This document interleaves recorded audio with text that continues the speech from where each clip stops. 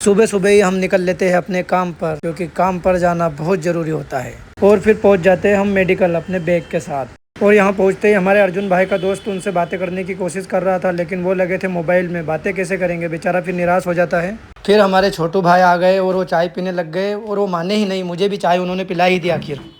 भाई गरीबी में बहुत दुख होता है यार। ये भाई के पास भी पैसे नहीं थे, तो दवाई यहाँ पर रखकर किसी को फ़ोन लगाकर पैसे डलवाने लग गए थे। और फिर गाड़ी में बॉक्स आ जाता है, मैं उसे लेने चला जाता हूँ। और फिर हमारे शैलेंद्र भाई पागल हो जाते हैं और मुझे बोलते हैं कि मैं इस दुकान का सेठ नहीं हूँ, मैं तो पागल हूँ। और फिर वो अंदर चले जाते हैं, और थोड़ी देर बाद अंदर से आकर वो बोलते हैं, इस बॉक्स में क्या है, जादू तो नहीं है या सांप आ गया? क्या करूँ मैं, इसे खोलूँ या नहीं खोलूँ? भाई तू आजा, इसे खोल दे यार। प्रदीप सेठ की दुकान से मैं चला जाता हूँ सामान लेने के लिए, क्योंकि आज विशाल भाई का लड़का आ रहा है। तो हम लेने चले जाते हैं, बलून्स वगैरह और सारी चीज़ें लेकर निकल लेते हैं मेडिकल की ओर। और फिर नकुल और मैं निकल लेते हैं थोड़ी देर बुलेट से घूमने के लिए। और भाई बुलेट की सवारी करने में बहुत मज़ा आता है गाइस, काश हमारे पास ये बुलेट होती।